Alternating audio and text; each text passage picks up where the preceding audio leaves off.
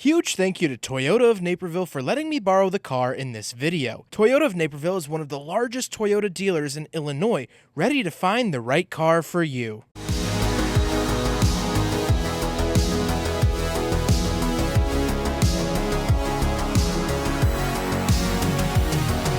Alright, what's up guys? My name is Zach, and today I am driving a 2019 Buick Enclave Premium. Up front is a 3.6 liter V6, and down below is a 9-speed automatic transmission. Now, I am super excited to be driving this Enclave today because I don't bring many modern Buicks to my YouTube channel. And I'm trying to work on that. I'm trying to be better about bringing more variety to the channel. I want to have the most diverse reviews on YouTube. But Buick isn't really a company that I think about all that much. So, I'm trying to remedy that today and give the Buick Enclave its time in the sun. But before we get on to anything else, I have a website, zackpreto.com, where you can buy stickers and other merchandise when it becomes available. You could also submit your own vehicle to be reviewed by me through a quick and easy submission form, and you get a video of your car just like this one. And you could read my behind the scenes blog to see what I'm filming before it comes out on the channel.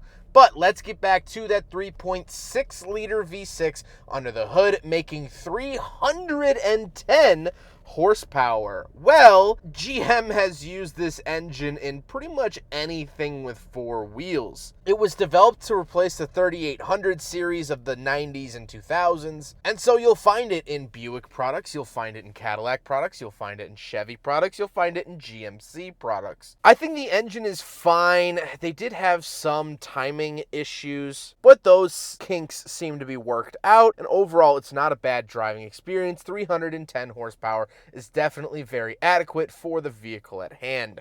Now, like I said, paired to it is a 9-speed automatic, again relatively unremarkable for the Buick Enclave. I am happy to see that it has a few more gears than just a 6-speed. Buick ran with 6 speeds for quite some time, so to get a little bit better fuel economy, they put a 9-speed in. And so the 3.6 liter and 9-speed automatic was the only drivetrain offered here in the Enclave. No matter the trim level, you're getting the 3.6 and the 9-speed. Last but not least about the drivetrain, it is all-wheel drive, although interestingly I have an all-wheel drive button in here, of which I always grew up understanding that all-wheel drive was not selectable and four-wheel drive was selectable. However, the Enclave seems to be breaking down those barriers today. How does it feel to actually drive the Enclave? Well, it's deceivingly large. What I mean by that is it doesn't feel that big up front, but then you look behind you and you do have 3 rows of seating, so it is, well, a little bit of a bus. Engine power is fine, transmission is fine. It's a pretty nice driving experience.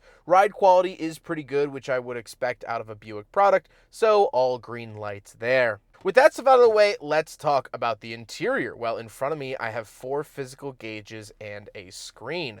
Off to the left is my tachometer. In the center, I get my fuel and coolant temperature. And off to the right, I get my speedometer. And in the middle, I do get a little customizable screen. I can scroll through a couple of different menus here. I like that it has a couple different colors to it. Makes it feel a little bit nicer than just a base model black and white screen. I think the information that it gives you is relatively helpful. On the steering wheel on the left, I have my cruise control settings as well as my heated steering wheel button, which is integrated in with the cruise control. Easy to miss at first glance. And off to the right, I have my skip track volume and my selectors for that gauge cluster screen that we just talked about. The overall feel of the steering wheel is okay. It is leather wrapped, however, over the 79,000 miles, it has been worn down a little bit. Off to the left, I have a climate control vent, power parking brake, gauge dimmer switch, and my headlight options. Moving on to the door, I have my lock and unlock, 2 different memory seat options, and my power mirrors with power windows, the driver's window being the only automatic window.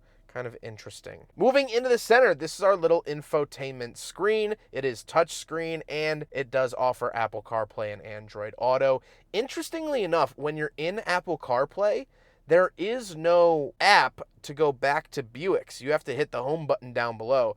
kind of interesting. I don't get anything too crazy with Buick's standard system. They've been using this system since at least 2014 from what I found, probably earlier. And this is the backup camera in case you're curious, and the lines do adjust when you turn the steering wheel. To the left and right of the infotainment screen, we have some interesting buttons. So off to the left, we have our traction control off, as well as that all-wheel drive button. Again, I find this very interesting in the Buick Enclave. But off to the right, we have hazard, parking sensors, and our lane keep assist. Then we do have a little cluster here for home, skip track, power, volume, and back buttons for the radio. And then we have very small climate controls. I like how compact they are. I do get dual zone, as well as I get heated and ventilated seats, which is really, really nice to see. And I get this climate button, of which I can actually operate the climate controls through the screen if I want to, but I really, really love the fact that I don't have to. That, to me, is the best of both worlds. You get the best of both worlds. Then we have two USBs and an aux input, and then we come to the center console.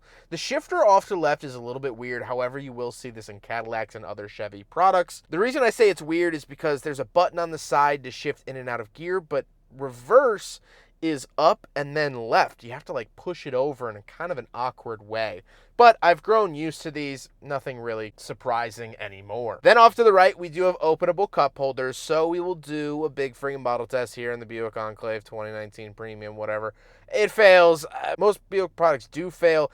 I tested the brand new 2023 Enclave at the Chicago Auto Show this year, and it suffered a similar fate. Then we get a very big center console that has this tray that's actually removable, which is really, really nice to open up more space, but I don't get any chargers or inputs or any buttons inside. The seats are comfortable. They are finished in the same tan leather that you'll find on the door cards. They are heated, ventilated, power, and memory, so they do everything I really want them to do. However, speaking of seats, we do have two more rows of seating, so let's go do some backseat reviews. All right, so we're in the second row of the 2019 Buick Enclave Premium.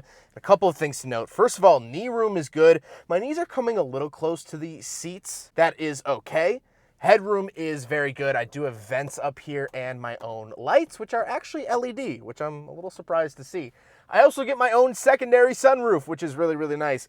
And down below, I get fan speed, temperature, mode, auto, and heated seat options, and a household outlet and two USB-A chargers. Tons of charging options in the back of the Enclave, and I love to see that. This is also a dual captain's chair setup. It's not a rear bench, so you get one on either side, then the bench is in the back. Speaking of the third row, let's hop back there with the worst transition I could find.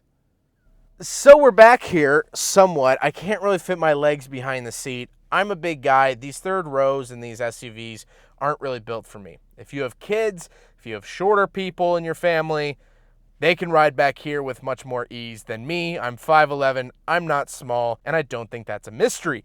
However, I do have USB-A chargers back here, one on either side, and two cup holders on either side. So, not designed for me, but if you have kids, the third row is definitely going to work. I would just try to go to a dealership and test it out before you buy one, because it is a little cramped back here. More cramped than like a Tahoe or Escalade. What if Buick made like a Tahoe version? That'd kind of be cool. Anyway, I'm getting off topic. Those vehicles are going to have a better third row, especially like Suburbans, Yukon XLs, that sort of thing. Speaking of space, however, let's hop around the very back. We'll take a quick look at the trunk and cargo space, and then we'll talk about the looks. All right, so we're on the back of the Buick Enclave Premium all-wheel drive, and hit it twice on the key fob, and it does have a power tailgate. Coming into the back here, we do have a couple of nice amenities. First of all, we do have power rear seats. So the third row is actually power and can be brought both directions. So not only down, but you push up and look at that. It will actually come back up. The headrest is hitting the seat in front of it, which is why it goes a little slow. Down below here, we can pull this up, and we do get some really nice extra added space down below. I get a 12-volt outlet over here, and then it is a power tailgate. One button right there, and it goes down nice and smooth. You love to see that from a three-row SUV. Now we gotta talk about the looks, and I'm not the biggest fan of the Buick Enclave. However, I will say that this is finished in pepper dust metallic. Pepper Dust Metallic, kind of a very fun name. And I will say one of the biggest benefits of GM cars the last 20 years has been their paint. I think the paint has always been really high quality, really interesting paint colors, and so I'm excited to see that again here with the Enclave. They didn't skip out, at least on the color. But with all of that being said, let's get on to my final thoughts. What do I think driving a Buick Enclave from 2019? Well, I have a bunch of feelings. First of all, this is the first time I've driven this generation of the Enclave. This is a second generation, but I have driven a first generation, which looks, well, it doesn't look great, but it is a car that a lot of people had nostalgia with, myself included. The first time I ever went to Iowa, one of the first solo road trips I ever took was in a first-gen Enclave, and it was very, very comfortable. However, no matter how comfortable, no matter how spacious and nice to drive these cars are, they're not remarkable. You see, this car to me feels like all the boxes were ticked. You want a car, you want a 3-row SUV from GM, check the box for all-wheel drive, check the box for heated and ventilated seats, check the box for a heated steering wheel, check the box for tan interior, check the box for an interesting paint color. It seems like every option has been spec'd out, which is a good thing. But it doesn't have its own identity up at the top. You see, Cadillac also has a 3-row SUV, the XT6, and that genuinely feels like a very different automobile. It doesn't feel like it came out of the same kitchen that this car and the Traverse did. That's what I've always liked about Cadillac, is that, yeah, they share platforms, but they always had their own signature flavor. The Buick Enclave really doesn't. It feels like a Traverse, just with a little bit of added leather. It doesn't have much identity. And unfortunately, as of right now, that seems to be where Buick is sitting. It doesn't have a whole lot of identity. When someone thinks of a cool car, Buick doesn't really roll off the tongue anymore, like it did in the 80s with the Grand National, like it did in the 60s with the 66 Special that I drove. Those cars were cool, they were interesting, and they were in a league of their own. Skip forward to today, I think Buick has lost a lot of its identity. This car is chicken noodle soup with crackers added, extra chicken, extra noodle, and put in a big ceramic bowl. But it's not the house special. It's not why people come to the restaurant. It's offered at the restaurant, but it's not the reason to get someone in the door. That's how I feel about this. This isn't a bad car in the slightest. I've enjoyed my experience. I have my heated seat and steering wheel on. I'm pleasantly enjoying my morning. But when I drive so many cars for my job, I like it when one grabs me by the shoulders and say, hey, I'm different. I'm not like the others. And I'm not getting that feeling from this car. It's fine with what it is, but greatness has never come from just settling. Maybe I'm getting too deep for a Buick review. Maybe you're just looking to buy a nice 3-row SUV on the used market.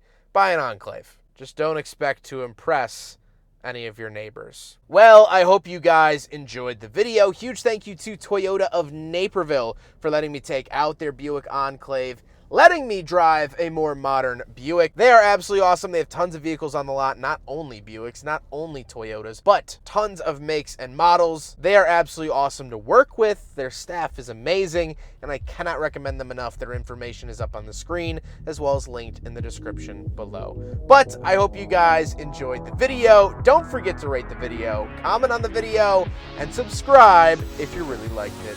Take care, guys.